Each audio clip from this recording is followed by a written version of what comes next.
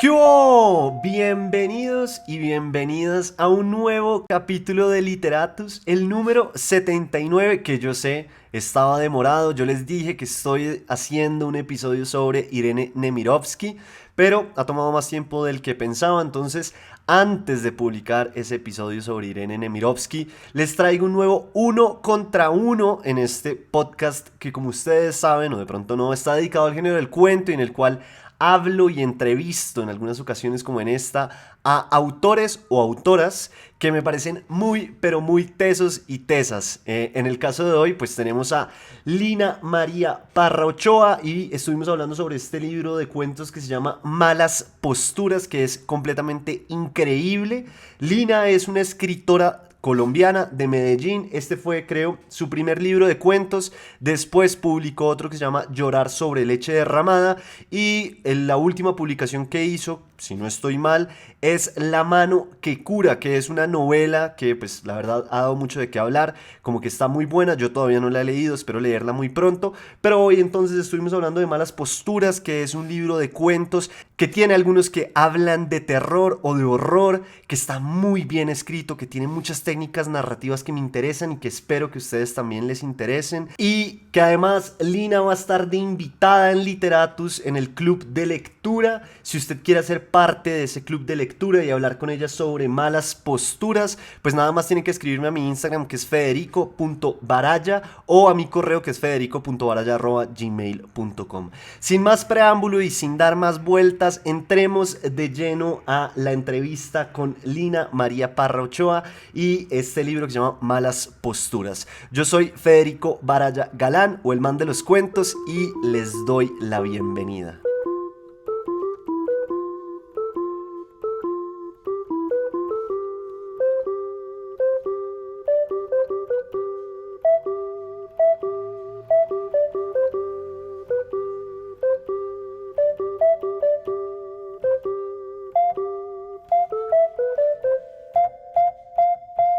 Bueno, Lina Parra, la verdad estoy muy feliz de estar hoy aquí contigo. Desde hace rato venía buscando este espacio para hablar sobre tus cuentos y sobre tu literatura, pues porque la verdad me emociona bastante. Entonces hoy estoy demasiado contento de tenerte acá de invitada. Para los que no saben, hace como 3 años más o menos, yo tomé un taller que tú dictaste de terror, el cual fue muy bacano en su momento.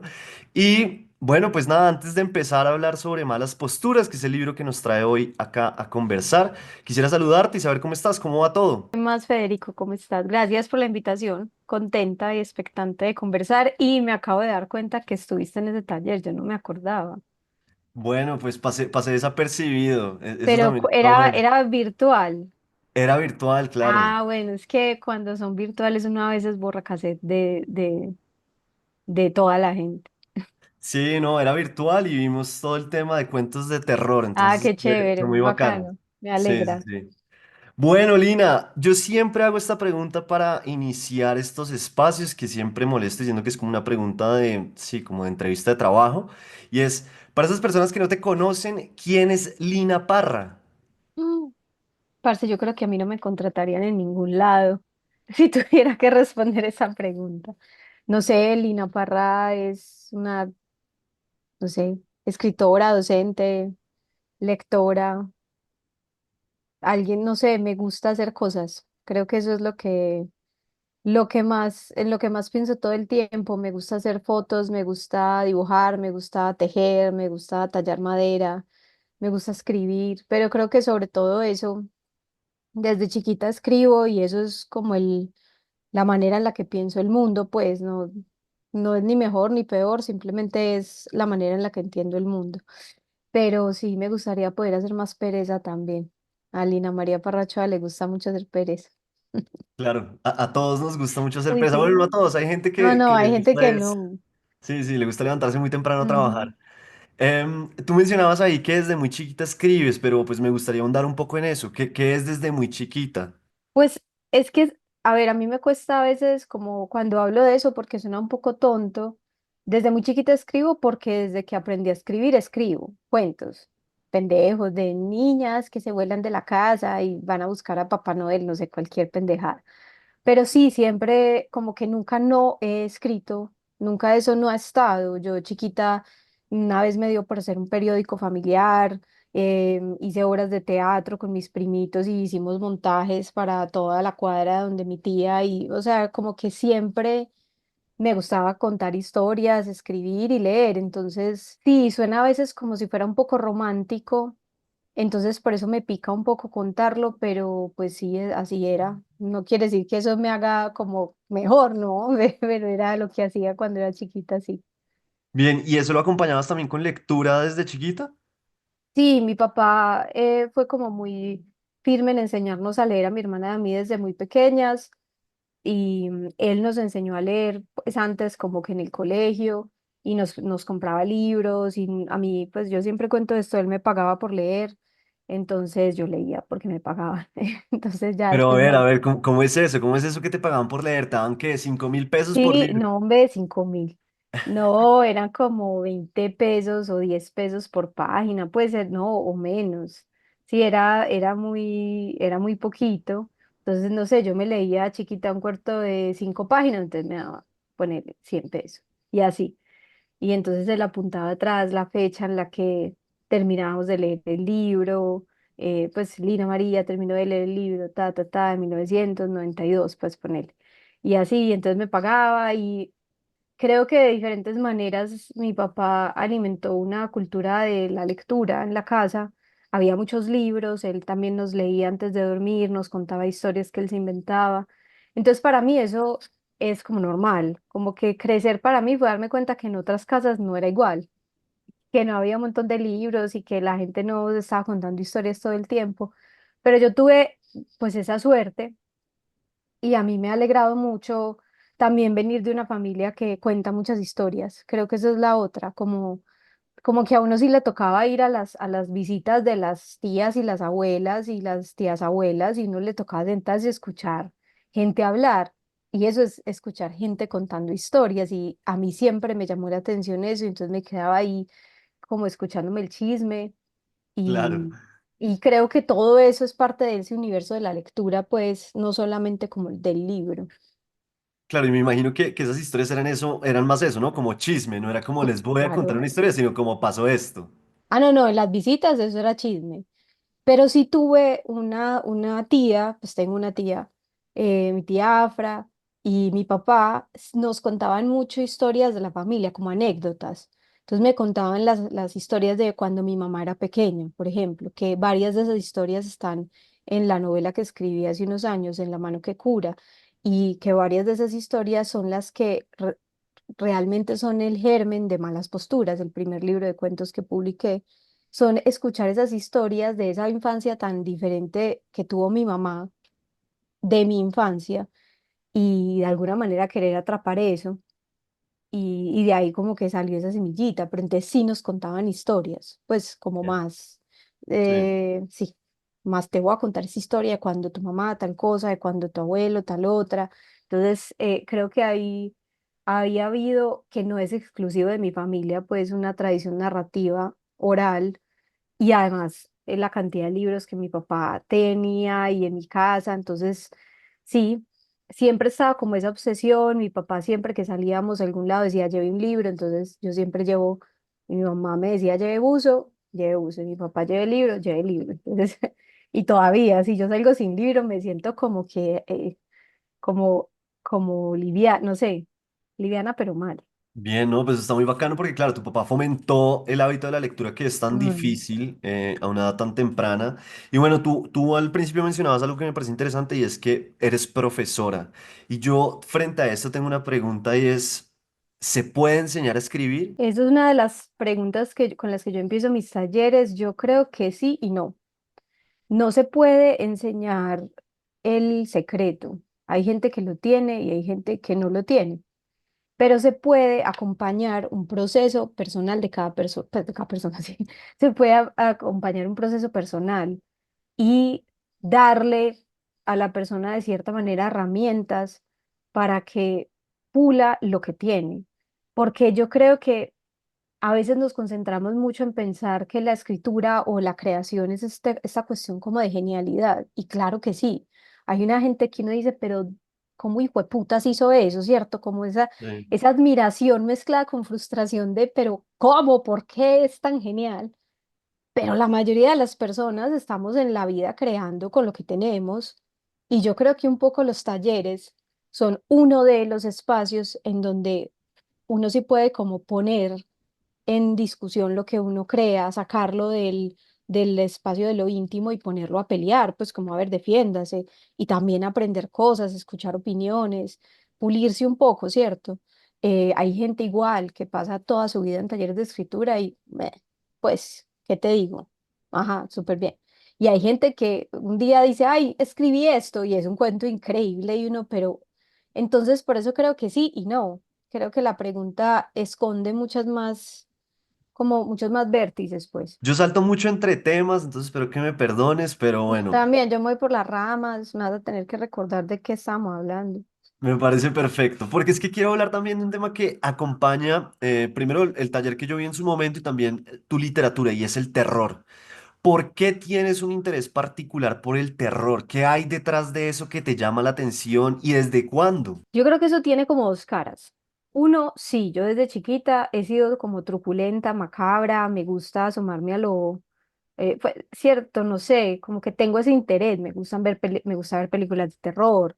Si me dicen, mira, esta foto de un cadáver, yo quiero ver la foto del cadáver. O sea, hay una cosa ahí como de la oscuridad que me atrae, a pesar de que soy radicalmente gallina y estúpidamente buena, pues no tengo como la maldad que tienen muchos personajes de las películas que me gustan, pero hay algo ahí que a mí desde pequeña me gusta, hilando ahí ya a posteriori, yo podría decir también que parte como de toda esa tradición oral antioqueña con la que yo crecí, que no es exclusivo de Antioquia, pues, pero está muy ligada con el horror, pues, con el monte, con estas como criaturas de leyenda que están por ahí, con, sobre todo, a mí me atrae mucho como el horror católico porque crecí en una familia católica, escuchando historias de la, pues cierto, como de las ánimas, yendo a rezarle a las ánimas del purgatorio al cementerio. Aquí en Antioquia todavía quedan algunos animeros y ese tipo de tradiciones que están como en la parte más truculenta del catolicismo, ¿cierto? Por ejemplo, en Semana Santa a mí lo que más me gustaba era ir el sábado al Santo Sepulcro porque en los pueblos lo hacen como un, pues sí, como un velorio en una cueva, entonces cogían una casa entera, una casa, y la volvían una cueva con papel para que pareciera piedra, y uno entraba y había a veces agua por ahí porque la gente se metía meras en peliculadas, y estaba este Cristo sangrante metido en un ataúd de vidrio, y uno iba y la gente lloraba, y eso me parecía increíble, pues era como lo mejor. Entonces, como que siento que esa parte, eso ahí pelecha y empieza ahí como a, sí, no sé, como a germinar en algo. Y cuando yo empecé a escribir, pues hace mucho tiempo, pero digamos que cuando empecé a escribir Malas Posturas, que fue como una decisión, voy a escribir esto, pa, empezaron a aparecer todas esas referencias como de lo que me habían contado en mi familia. Y luego de alguna manera coincidencial o no, no sé, eso conversó con este fenómeno editorial y literario que estamos viendo Sí. del horror latinoamericano. Y yo dije, no sé si esto es bueno o malo, pero bueno, pues aquí llegué yo por una esquinita como, hola, yo también tengo un cuento de fantasmas. Y entonces, y la verdad es que a veces siento que es, para mí es complicado porque no todo lo que yo escribo es horror, o sea, yo no me considero una escritora de horror. Yo leo a Mariana Enríquez o yo leo a Mónica Ojeda, pues, y yo digo, ah, bueno, estas viejas tienen una construcción del género y una conciencia. A mí me encanta consumir el horror, sobre todo en cine, pero yo no soy una escritora de horror. En Malas Posturas, en Llorar sobre leche derramada, hay muchos cuentos que no tienen nada que ver con lo horrible ni con lo sobrenatural, o a veces hay cosas sobrenaturales que no necesariamente son horror. Y la Claro. mano que cura la novela también, pues es, claro, hay unos momentos que a la gente le da miedo y no te voy a negar que eso a mí me encanta. Alguien me diga que le dio miedo, yo, claro que sí, te quiero, lo logré. Pero la novela en sí no es una novela de horror, entonces a veces cuando la nombran como tal, yo sí como, ay, marica, se van a dar cuenta que no, pues como que me asusta un poco. Pero sí, yo creo que para mí es más interesante eso, como jugar, como no quiero ser una escritora costumbrista ni de tradición oral, pero parce, yo escribo también con esa carga de influencia, pues, entonces es como que Sí. me parece más interesante a mí mezclar todo eso. Bien, ahí mencionaste muchas cosas que me parecen muy interesantes, vamos a ir por pasos. Lo primero es, entonces, cuando uno habla del horror o del terror en la literatura o para escribir un cuento, ¿hay que hacer un tratamiento específico? Ve, yo no sé, no me pregunte, no sé, porque hay gente que dice que sí, hay gente que dice que no, hay gente que dice que sí, pero no, pero que hay que reinterpretar el género. Entonces, por eso yo más bien doy un paso al lado y digo, parce, yo no sé, a mí lo que me gusta es poner cosas que a mí me dan miedo. Tal vez ese es mi juego. Y uno lo reconoce en muchas escritoras y en muchos escritores, ¿cierto? Como que uno, yo Sí, leo cosas y yo digo, esto le tiene que dar miedo a esta persona, o sea, esta persona tiene que tener, porque más allá, a ver, me devuelvo, a mí no me interesa, a mí no me interesa el horror como género estricto, ni en el cine, ni en la literatura, pues como que esto sí es así y así, y entonces estas son las maneras va una chimba consumirlo, pero a mí no me interesa hacerlo, ¿cierto? Tal vez porque no tengo el conocimiento, pero también porque no me quiero ir por ahí, ¿cierto? A mí lo que me interesa es cómo los elementos del horror alimentan lo que sea que vos estés haciendo. Entonces, sin querer, terminas escribiendo, pues o sin querer hacer un cuento necesariamente de horror, terminas escribiendo algo que le puede a la gente dar más cosita y descolocar más, que mucha gente que sí escribe cuentos de horror como bajo la lógica como de la estructura, entonces tiene que haber esto sí. y esto otro, y entonces eso ya está como tan formulaico que como que ya te lo adiviné, ¿cierto? Entonces a mí lo que me interesa es robarme las imágenes del horror, digámoslo así. Y cuando yo escribo cosas que súper bacano a la gente le dan susto, es porque a mí me dan susto. Y porque Bien. estaba aquí sentada escribiendo diciendo, marica, donde esto me pase, me muero.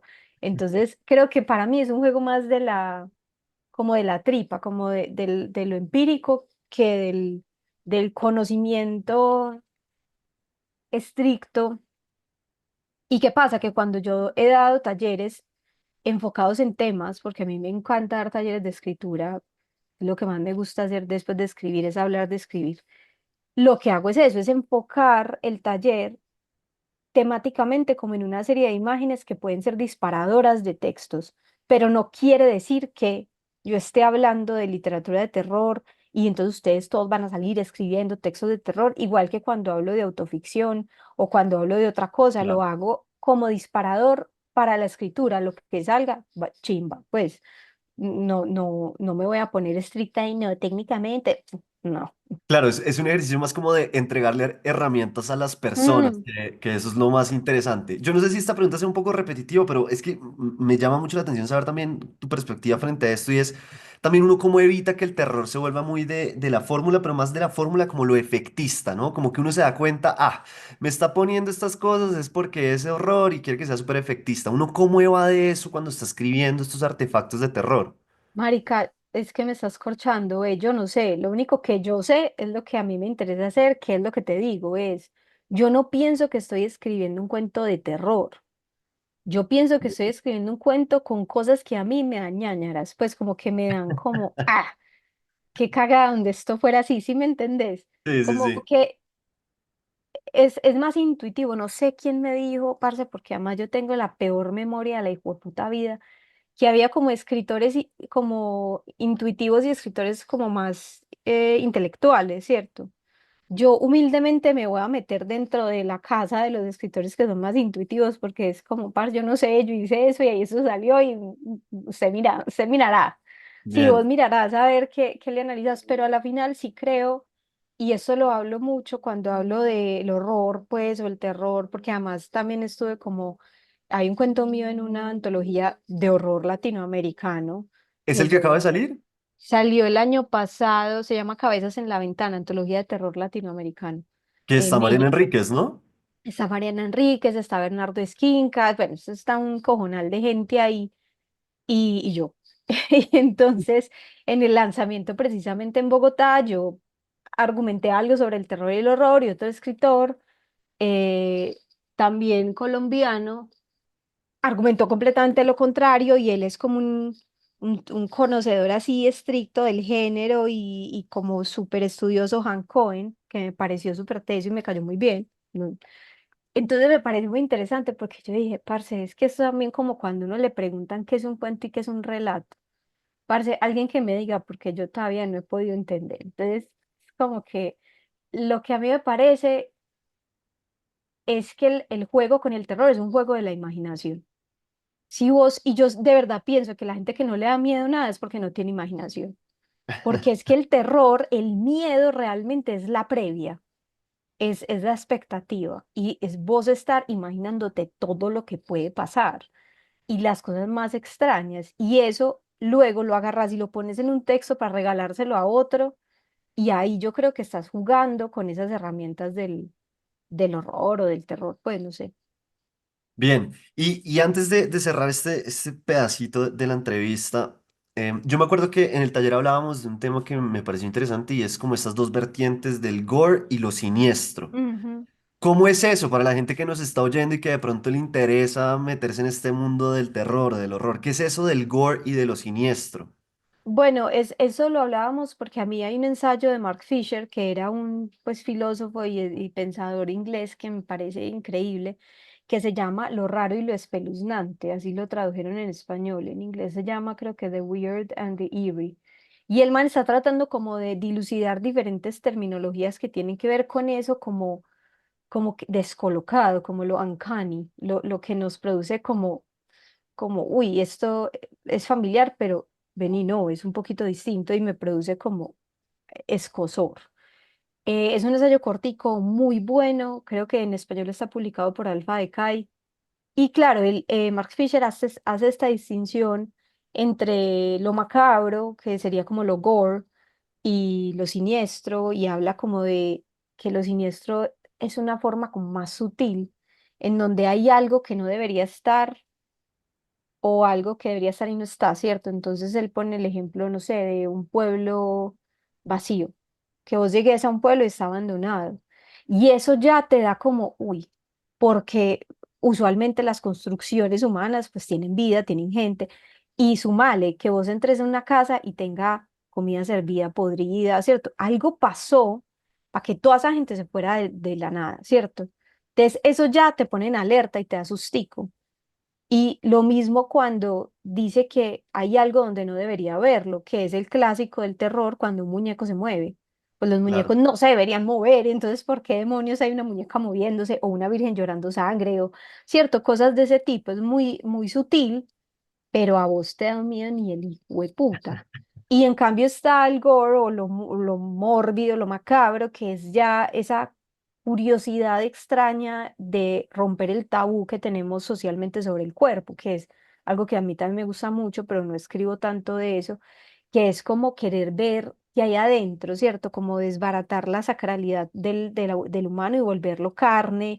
Y entonces tenemos todas estas películas donde parce matan gente de las maneras más creativas y explosivas del mundo. Y pues cuando yo estaba adolescente, había unas páginas de internet cuando internet no tenía tantos filtros que ponían cadáveres y gente con heridas gravísimas y unas cosas muy sangrientas. Yo me metía sobre todo a rotten.com y a shownomercy.com, o sea, mira esos nombres. Y yo me metía, parce, con los minutos, porque esos eran minutos de internet, con los minutos que me otorgaba mi papá, me metía, parce, a descargar esas fotos de gente, una señora que se murió en una bañera y nadie la descubrió por semanas. Entonces, cuando la descubrieron, era una cosa podrida, inflada, ya, o sea, y yo me saliva la boca de la felicidad. ¿Por qué? No sé. Entonces creo que él hablaba un poco de eso y a mí hacer esta distinción también me parece interesante y ahí también en literatura y en cine entonces aparece por un lado el body horror y entonces, pero por el otro está el Claro. horror digamos más clásico que es el de la puertica que se abre, la sombra que pasa que sería más siniestro, como más sutil.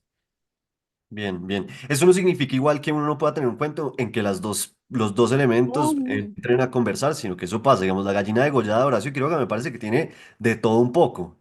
Ah, sí, no, pero es súper gore. Pues al final es como Claro. gay.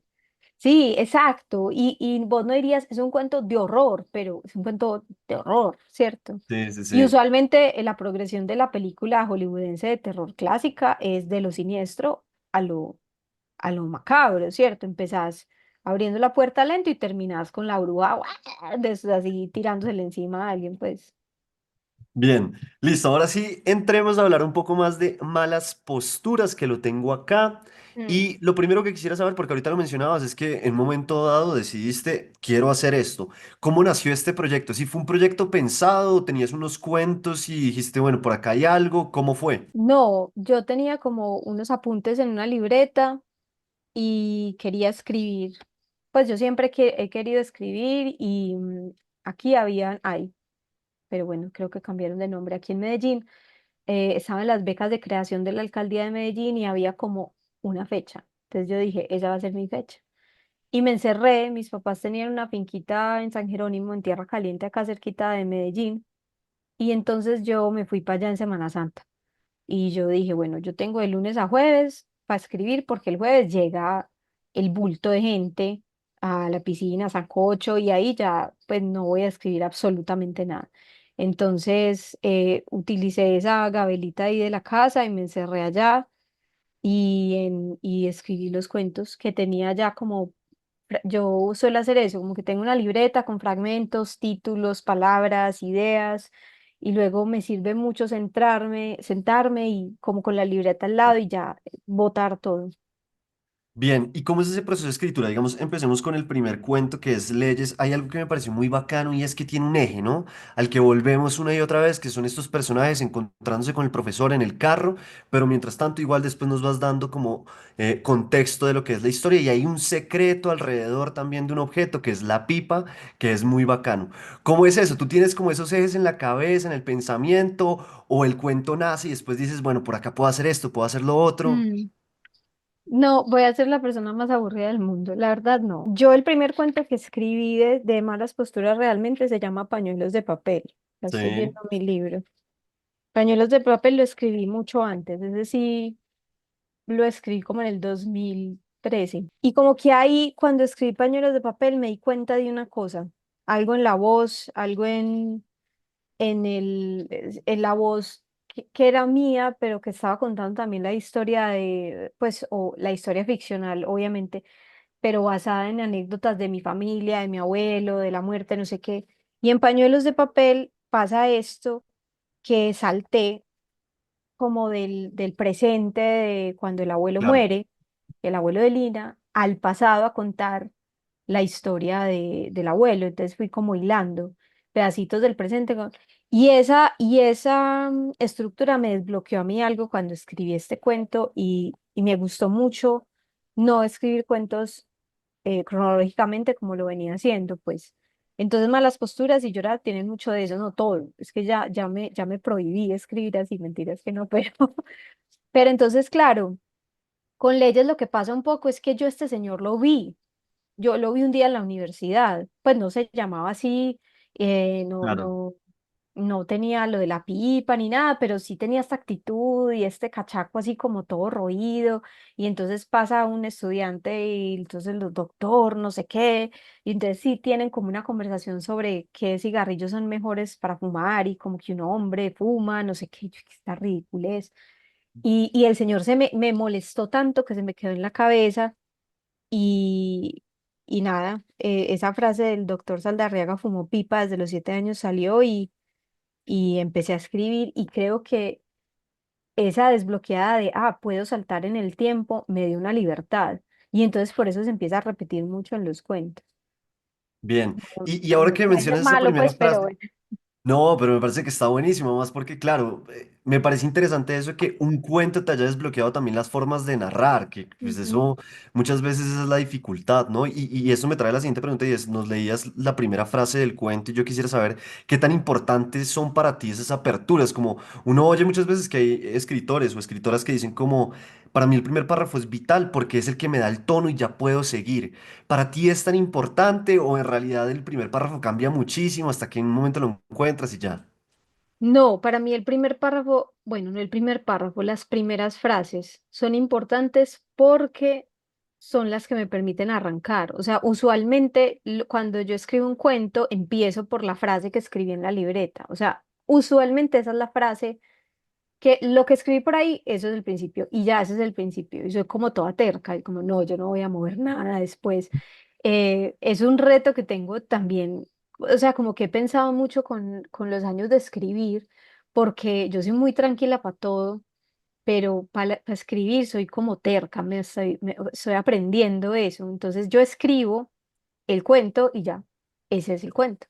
Y yo lo miro y le corrijo cositas, cierto, ortografía, que se me fue eso, que me faltó aquello.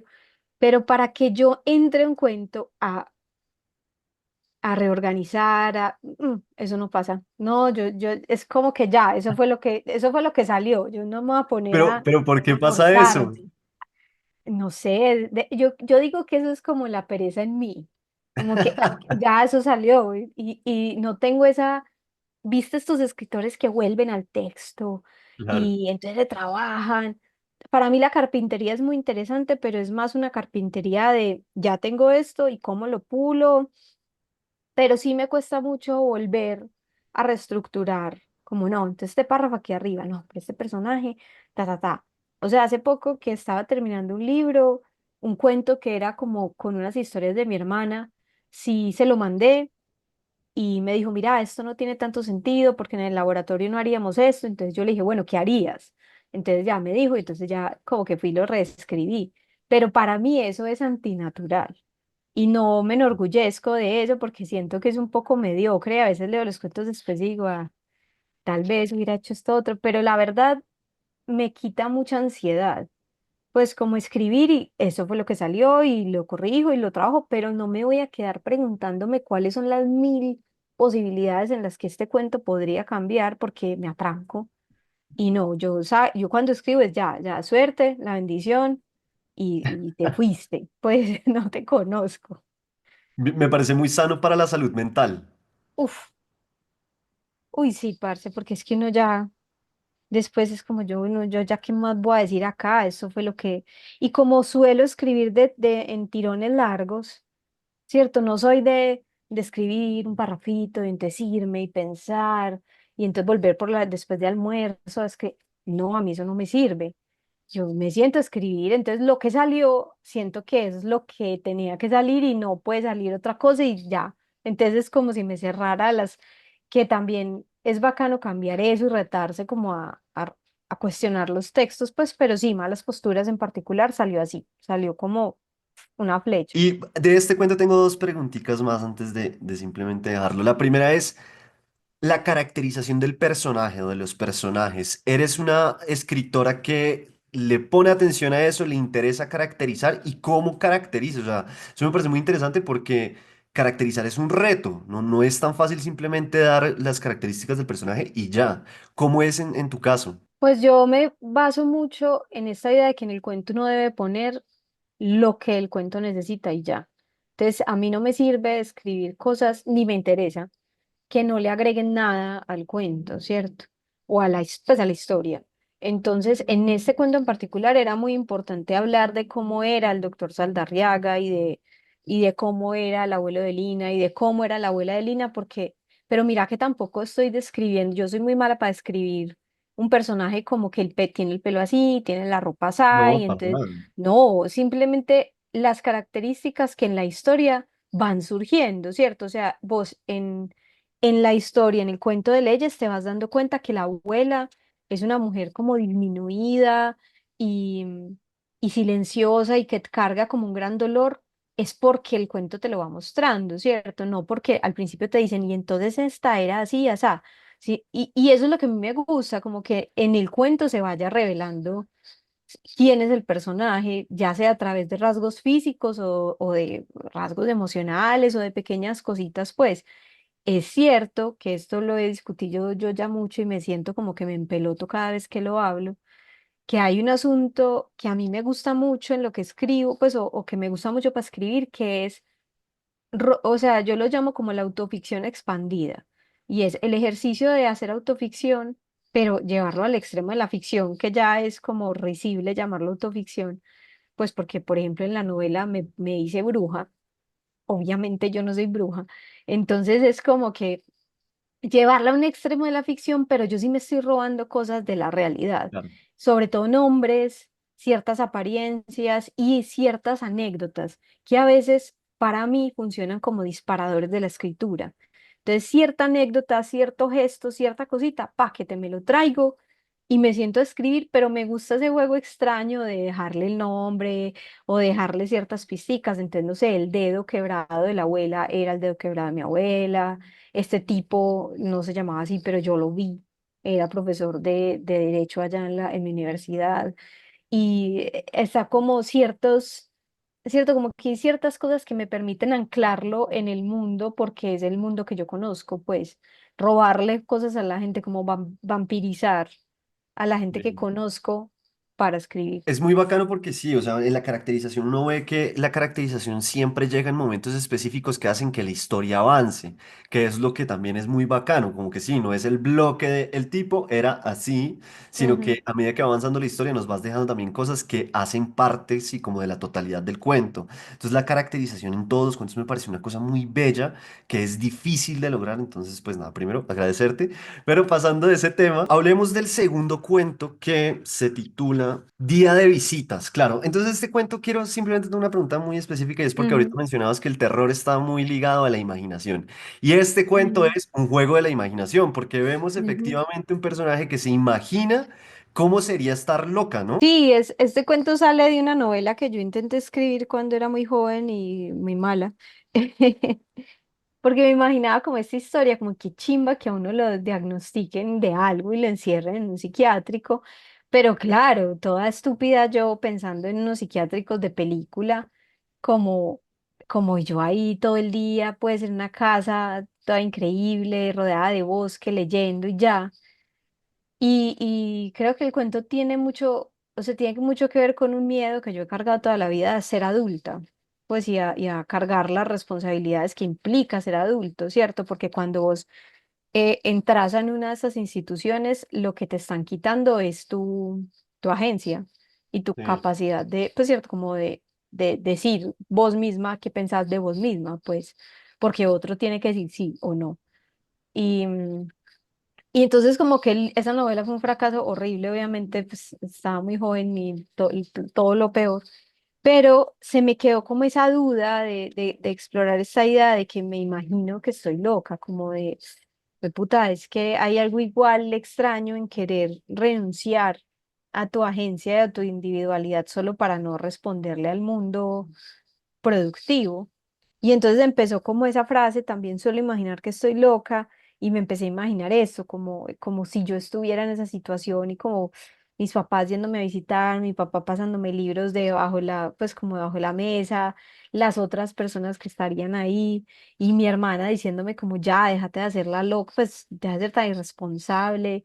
Pero al final jugar aparece un poco esa idea de no, quiero terminar el cuento jugando con que no sé ni yo si esto es verdad o me lo estoy inventando. O sea, si soy yo escribiendo esto o si realmente el personaje está en la institución.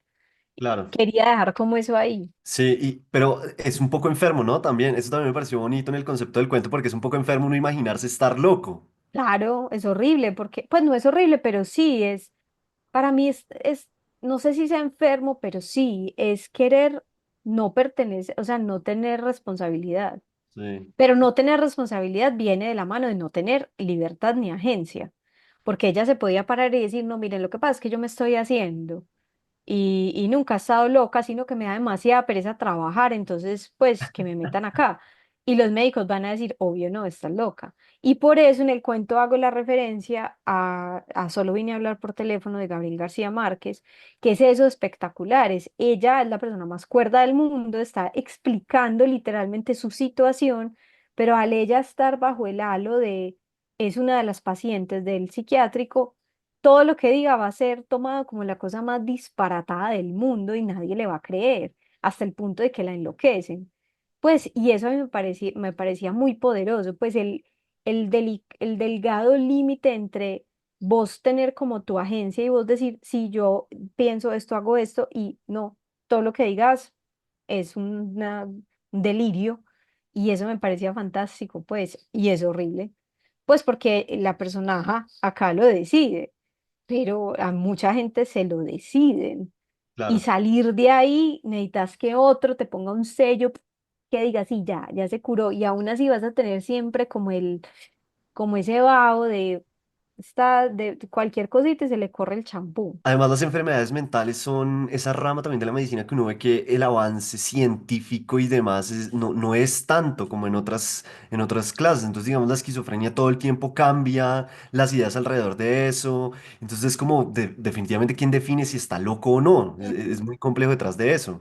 Que además no se puede decir pues que está loco ya, eso no se puede, yo porque, porque escribí eso así, pero eso sí, ya ni siquiera se puede decir eso, pues lo que cambia sí es eso, de como la forma de nombrar, de Claro. entender, de tratar la humanidad de las personas que tienen otras condiciones, pues porque antes era básicamente tortura.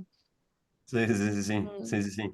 Bueno, pasemos a uno de los cuentos que más me gustó, que me pareció una chimba, y es Pañuelos de Papel. Tú decías que fue uno de los primeros que escribiste, increíble, porque tienes un juego con los tiempos que es verdaderamente, pues sí, bellísimo, porque juegas con el pasado, con el presente y con el futuro. O sea, hay un Mm. momento incluso en que, mientras se narra, se imagina el futuro y vemos, sí, el tiempo verbal en futuro.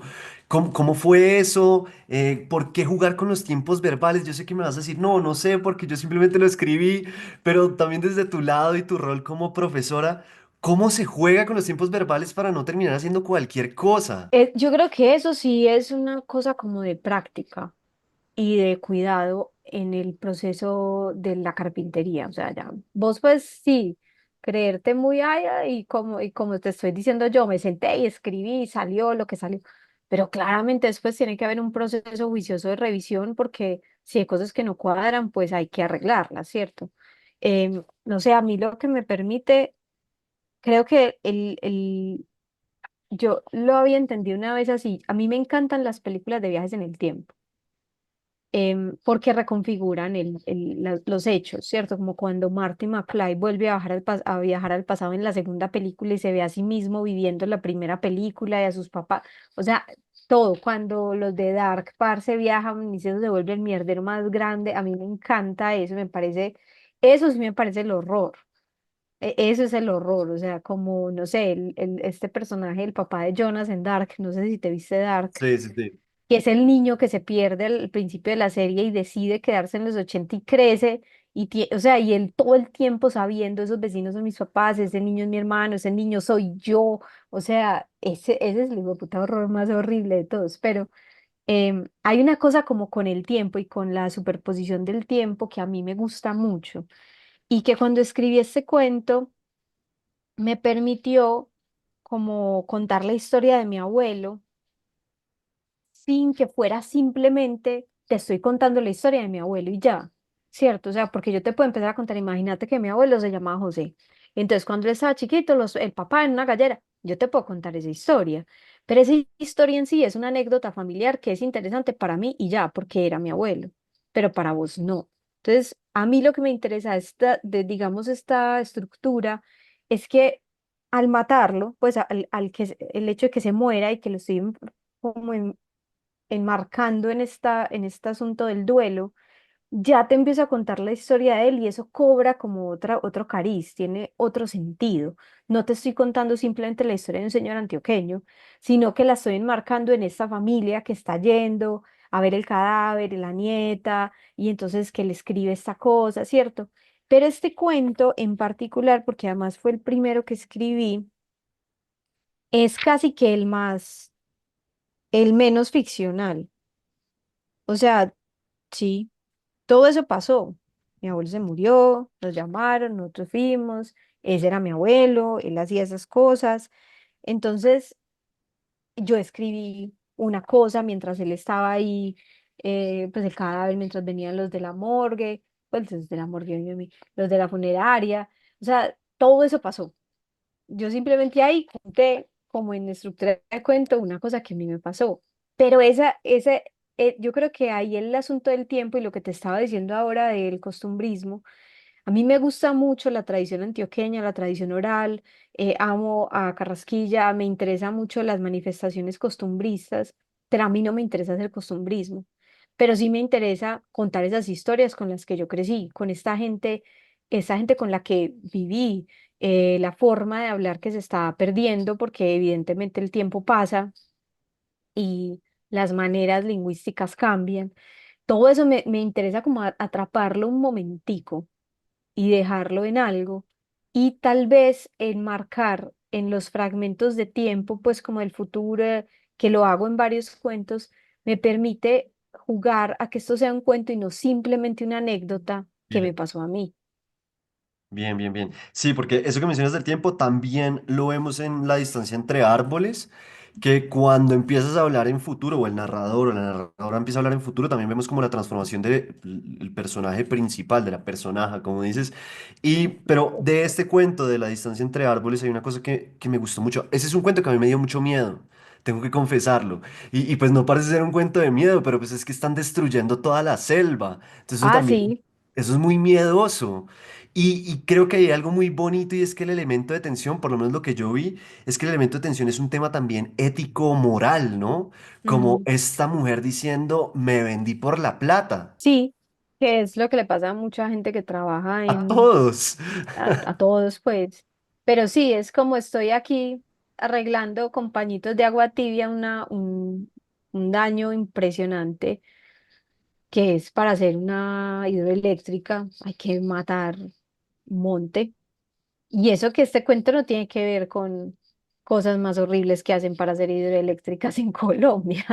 Pues, pero claro, a mí me interesaba mucho la imagen de lo pequeño y, y este cuento surge un poco de las experiencias de mi hermana, porque eso sí, en lo que yo, malas posturas, es la semilla de una cosa que se me creció, y es estos personajes que existen y que ya existen en mi literatura como personajes. En los dos libros de cuentos y en la novela, Estefanía, por ejemplo, es una veterinaria de fauna silvestre. En los tres, o sea, en los tres libros ella hace eso, ¿cierto? Y a través de ella puedo hablar también como de la naturaleza, de los animales, de la destrucción. Hay unas cosas que me interesan mucho, em, pero todas las historias son historias de mi hermana. O sea, este cuento es mi hermana un día que llegó del Huila a contarme cosas y yo, ¿qué? Empecé a escribir, contame más. Obviamente ficcionalizado, lo que ella piensa, obviamente nada, ni dónde vive, ni nada, todo es inspirado en sus historias, pero sobre todo en, en esta escena final en donde ella tiene que matar el animal con sus propias manos, porque sabe que eso es mejor que entregarlo y que le hagan un montón de cosas que no le van a servir para nada y que solo le van a garantizar horas o días de tortura hiperdolorosa hasta que se muera por sus propios medios porque a la empresa no le conviene matar animales, sino que se mueran solos. Eso es una cifra distinta. Entonces ella se tiene que esconder y matarlo y enterrarlo y como los árboles cayendo, y eso para mí sí es lo más horroroso. O sea, cuando tumban un árbol y uno dice, pero vos sabés cuántos hijueputas años se demoró esto y lo tumbaron, así como no sé, y después me acordé hablando, no, bueno, cuando lo escribí creo que ahí está mencionado, que mi hermanita y yo nos veíamos una película de una hadita que se Sí, enamoraba de un aserrado, no, vaya película más trágica del mundo. Sí. sí, pero eso de los árboles también es muy bonito porque incluso en el cuento lo dice y es como, no sé, 300 años para crecer para que en un minuto lo tumben Mm, y después lo en 30 tumban segundos ya lo corten y chao. y se acabó. Y Y ya, y todo todos los es... animales que vivían ahí. Y yo, ojo, yo no quiero caer, y acá me van a matar mi hermana y todos los animalistas del mundo. No quiero caer tampoco en el exceso de la romantización de la naturaleza. Pues todo esto, o sea, este techo, todos esos árboles que para que pueda existir un pueblo, el pueblito Claro. más lindo del mundo, tiene que haber tumbado monte. O sea, la civilización humana se hace también a base de tumbar monte, pues, pero cuando uno ve el, como la cantidad y el tamaño de la destrucción y la rapidez con la que la máquina humana va y arrasa lo que se demora años en crecer, es desolador porque uno se pregunta hasta dónde es necesario todo esto, porque una cosa es como, ay, bueno, vamos a hacer un pueblito, no sé, Macondo, tomemos 3 árboles, y otra cosa es, pues, obviamente, pero otra cosa es como, claro, el hipercapitalismo y el consumismo exacerbado necesitan de tumbar y tumbar para poder seguir alimentándose y ahí es cuando uno se asusta y creo que mis cuentos son muy depresivos en ese sentido porque yo soy como parada ante el desastre y digo, marica, no, yo no sé qué hacer, pues lloremos. Mi postura sí, es la depresión. No, ese cuento es una chimba, estructuralmente también es muy bacano porque entonces uno empieza con el personaje viendo que se están cayendo los árboles y no puede hacer nada, entonces le Ujú. gritan y entonces responde, después vemos la jugada también con el animal, pero, y esto me parece importante, no es un cuento de denuncia, o sea, tú estás contando una historia, Mm. estás narrando algo que sucede que por los lados tiene estos temas y eso es muy importante porque muchas veces sí, cuando se vuelve panfleto el cuento se daña, ¿no?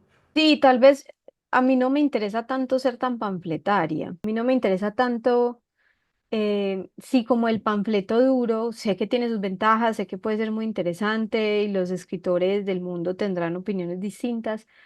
Pero a mí me produce curiosidad, igual que me produce curiosidad lo mórbido o lo terrible, me produce curiosidad ese momento de como de sentirse imposibilitado, como de pues puta, no sé qué hacer.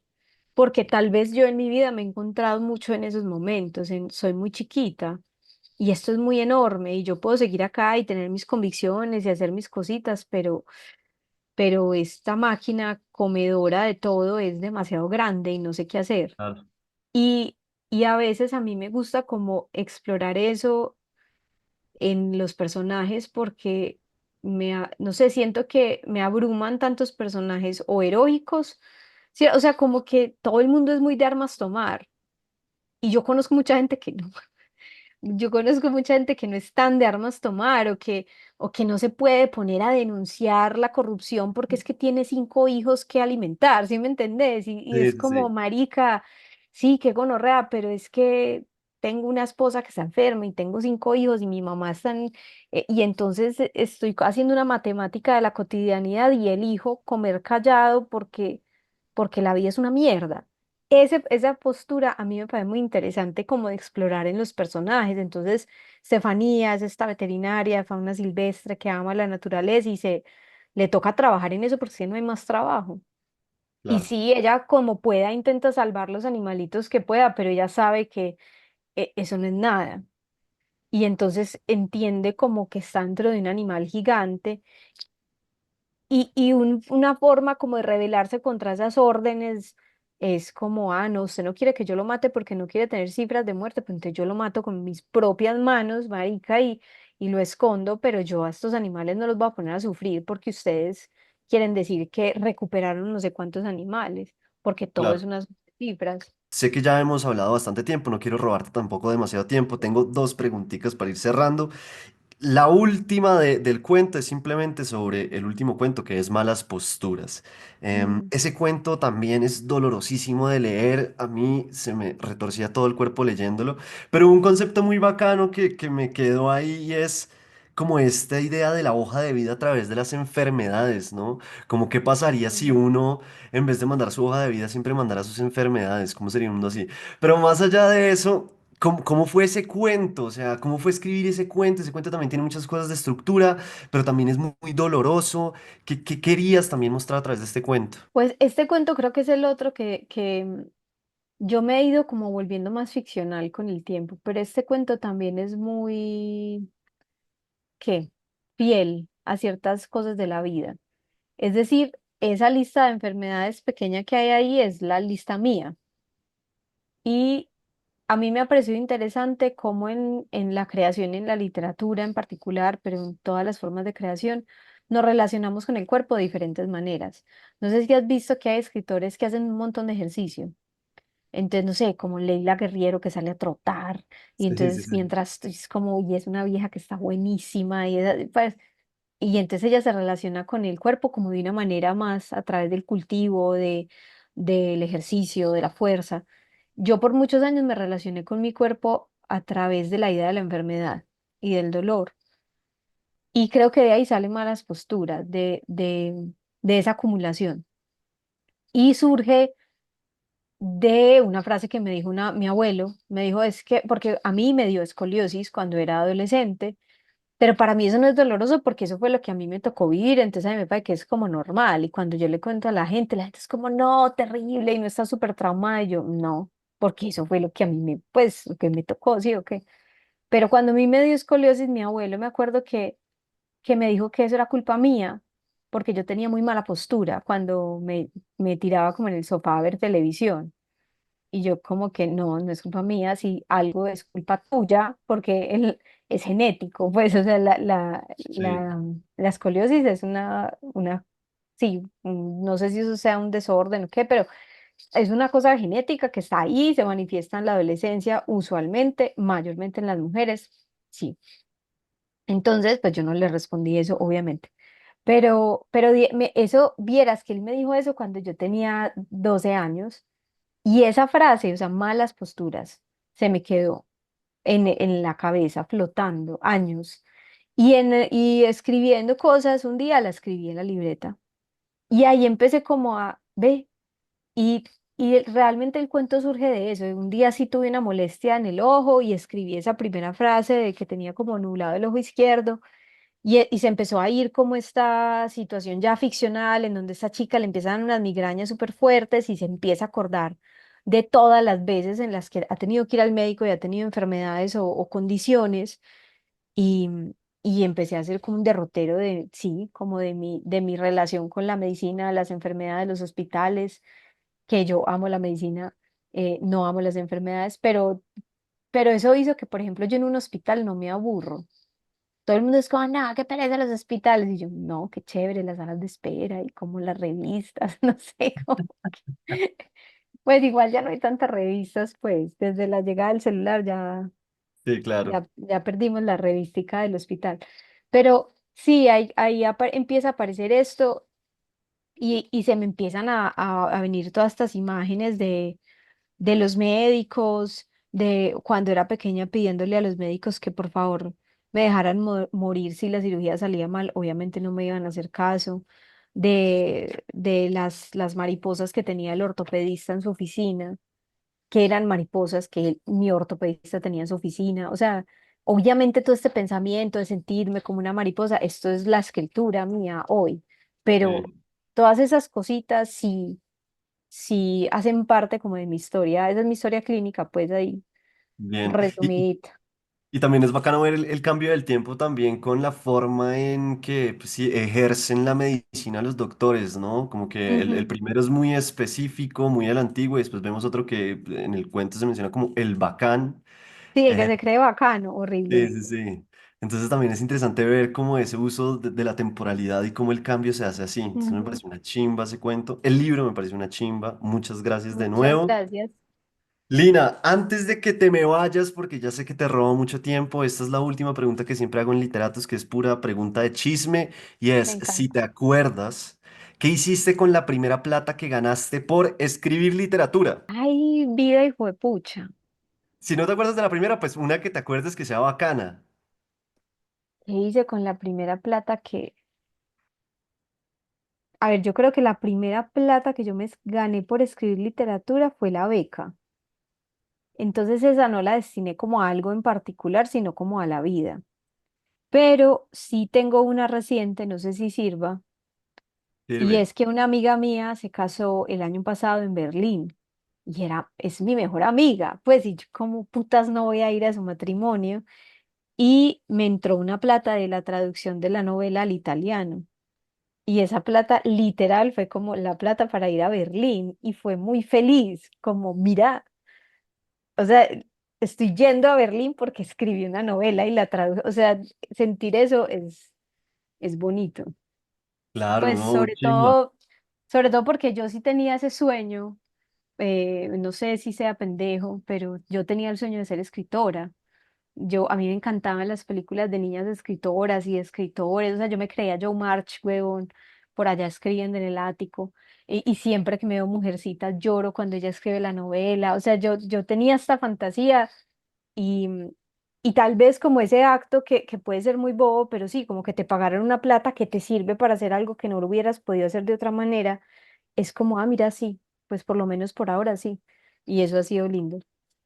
Bien, bien, qué nota, qué chimba. Sí, esa pregunta es bacana porque uno ve muchas cosas. También alguna vez nos contaron que compraron una nevera, entonces siempre que miraba la nevera se acordaba que esa nevera eran sus cuentos. Entonces, Parce, pues nada, sí, eso es muy bacano. Es como, mira, exacto, yo hice esa pose, yo escribí eso, esta cosa, sí. claro. Sí. Sabes que yo Lina, creo que debería haber más entrevistas de chismes. totalmente de acuerdo. Pues así, como cuál es su color favorito, no sé, pero no mentira, no, pero sí debería, como que la gente se disculpa por, no, ahora te voy a hacer una pregunta que es muy de la revista Vanidades y yo, por favor, hácemelas todas. No sé, pienso Sí. eso. Sí, pues creo que igual también es difícil porque tú lo tomas así, pero puede haber otros escritores que Sí, sigan obvio, como, obvio. joder, Qué acá no venimos estupidez. a eso. Sí. Entonces, pues, pero a mí me gusta mucho esa pregunta porque también hay muchos mitos alrededor de la escritura y como, los millonarios, y es como lo más Ujú. lejos posible de eso. Sí, habrá Entonces, algunos que sí, qué chimba, pero exacto. Entonces por mm, eso me gusta mucho hacerla, es pura pregunta como de futbolista, entonces también por eso me ya. parece bacana. Lina, sé que publicaste pues hace poco, a mí me parece, La mano que cura, y bueno, también quiero hacerle la invitación a todo el mundo que nos está viendo, porque con Lina vamos a estar hablando de malas posturas en el Club de Lectura de Literatos, entonces si quieren participar, nada más tienen que escribirme a mi Instagram que es federico.baraya o a mi correo que es federico.baraya@gmail.com y ahí yo les paso todos los santos y señas para que hagan parte y le hagan muchas preguntas a Lina. Pero antes de que te me vayas, ahora sí la última de las últimas es, ¿cuál es la diferencia entre escribir una novela y un libro de cuentos? Si es distinto como dicen o eso es sentarse a escribir y hágale. No, yo creo que es las dos. O sea, yo creo que es sentarse a escribir y hágale, pero también la novela te propone otros retos de longitud, de conexión de elementos, ¿cierto? Como que tenés que, la novela requiere más rato de pensar, como de tener ciertas cosas presentes, porque un cuento es muy fácil escribirlo de una sentada y leerlo de una sentada y corregirlo, y como, ah, eso, tan, tan, tan. Una novela no, pues una novela escribirla de una sentada, pues a no ser de que seas un loco o genial, pero es complicado, pues, o es una sentada de días enteros, ¿cierto? Entonces creo que ahí a mí por lo menos me sirvió tener un mapa, como que yo tenía una hojita pegada al frente del escritorio, iba apuntando los nombres de los capítulos y ciertas cositas, pero sí fui, por eso te digo que las dos son ciertas, porque yo no tenía un mapa previo y luego escribí, sino que el mapa se iba ampliando en la medida en la que yo escribía la novela. Entonces, como Claro. que yo, como los juegos, ¿cierto? Que uno va ampliando el mapa mientras juega. Es eso, como que yo iba escribiendo y, entonces se me ocurría eso, entonces apuntaba allí. Entonces, esto puede ir allí, ti, ti, ti. Y entonces seguía. Y es un compromiso, digamos, de escritura más largo, pues, porque también los cuentos se pueden escribir por sí solos. Pues puedes escribir un cuento y ya. O podés escribir un libro de cuentos entero de una Claro. sentada, que fue lo que sucedió con los dos libros míos en general, pues excepto por pañuelos de papel que ya existía, pero los otros no, los otros los escribí todos juntos y lo mismo Llorar sobre leche derramada, fue como me senté y lo saqué todo. Entonces, en ese sentido, la experiencia de escritura se me pareció. Pero claro, ya es distinto revisar una novela, releerla, entender ¿cómo se dice? Como su envergadura. Eh, eh, sí, es inevitable. Entonces, sí, creo que, a ver, como lo que te digo, yo creo que es diferente, pero creo que centrarse en la diferencia a veces lo llena uno de ansiedad. Y más bien yo creo que cada escritura te va proponiendo a vos dentro de tus posibilidades y de tu estilo y de tus búsquedas un reto. Porque puede que yo intente escribir otra novela, que es lo que ando haciendo, y la escriba súper diferente a como escribí esta anterior, ¿cierto? Porque es no sé, otro proyecto, otro momento de mi vida, tengo otro tiempo. Entonces, también creo que no es como un absoluto, así se escribe una novela, porque vos puedes enfrentar escritores novelistas brutales que te dicen uno A y el otro B y quién tiene razón, los dos escribieron novelas. Entonces creo que es un proceso de descubrir a uno cómo le sale. Lina, muchísimas gracias por estar acá hoy de invitada en Literatos. Espero que la hayas pasado tan bien como yo la pasé. Y bueno, pues seguiremos en contacto. Claro, muchas gracias por la conversada, por la invitación, pasé muy bueno. Nos vemos para la otra charla.